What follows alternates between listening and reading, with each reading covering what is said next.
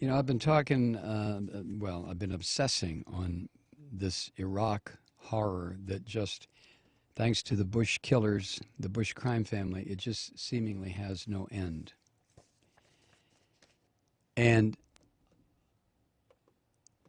it has affected me more because I'm so much older now than the horror of the Vietnamese invasion and slaughter. It wasn't until years after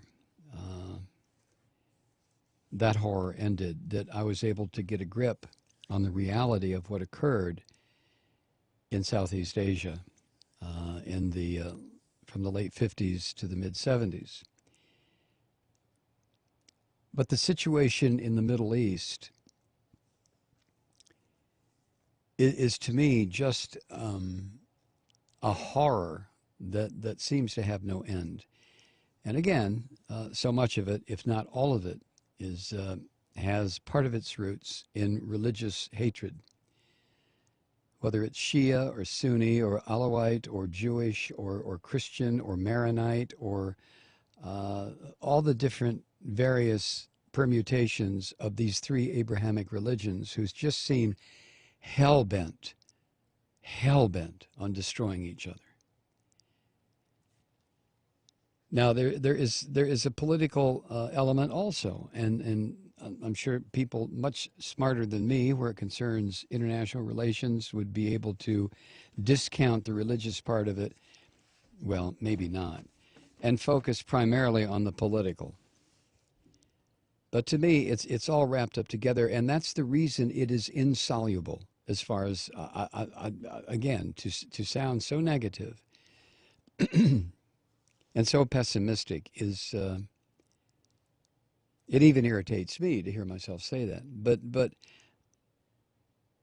when you're dealing with religion, no matter what is said on these big ecumenical powwows where you get together, rabbis and imams and priests and preachers, and get somebody from the pagan community and somebody from the Wiccan community and yada, yada, yada, and some First Nations medicine men and medicine women, and everybody get together and do kumbaya and do it for the cameras and do it for whatever reason you're doing it for. But the truth is, after the conference is over, everybody retreats back to their little corner of religious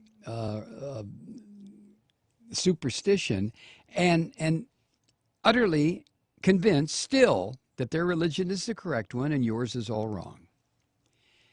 And there are, always have been, endless numbers of people who will die for that concept, or worse, will commit murder for that concept. But the Middle East, I digress again, the Middle East to me it's such a horror show. And if religion could be removed, I don't think it would be. I don't know, do you? But let's get back to the Iraq invasion. And I just wish that there would be more or some or any attention focused on the nature of the war crimes committed by Bush and Cheney. And again, and always, and I stress this over and over, and this is part of what drives me crazy.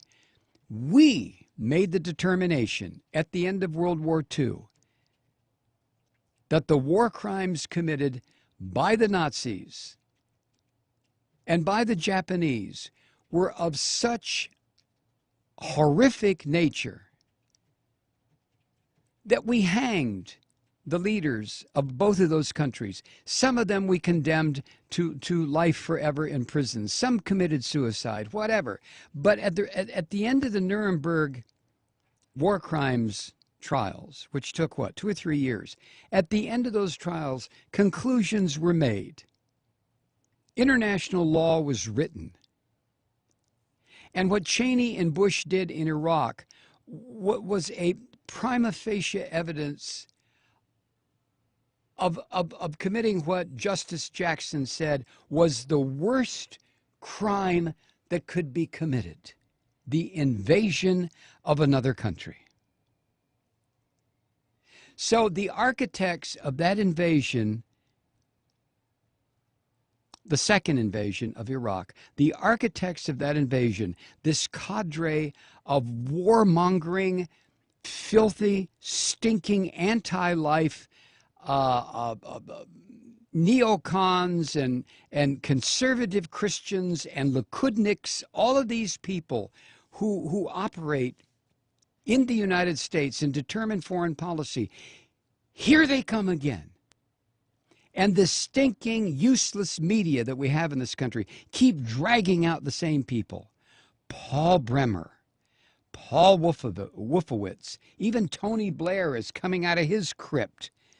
Judith Miller, the Times writer who became synonymous with media failure during the run-up to the war in 2002, was on Fox News recently, talking about, of all things, she was there to criticize media coverage of Iraq. And it was Judith Miller, not her solely or exclusively, but she was one of the people who literally beat the, all right, not literally, figuratively beat the war drums at the New York Times, publishing lie or providing the Times to publish lie after distortion after untruth until she was finally fired. But there she is again on Fox News. Andrew Card, Douglas Feith, Robert Kagan. Here they all are again. It's almost an obscenity to watch these people. Bill Kristol on MSNBC the other morning.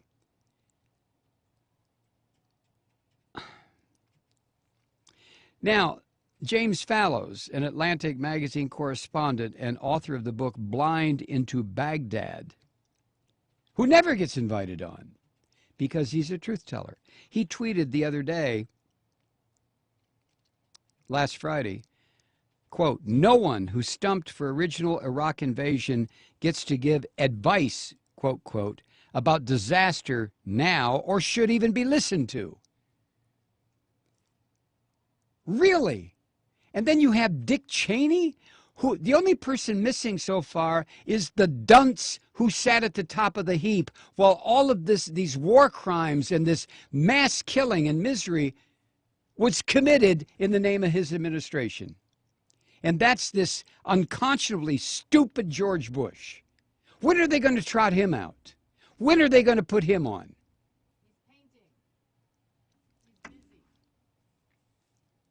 In Monday's Wall Street Journal, Paul Bremer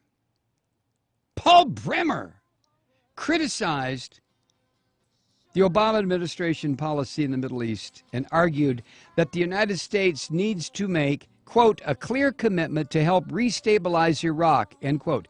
Iraq was stable until Paul Bremer, along with these other bastards, went in there and totally destabilized it. What did Paul Bremer do?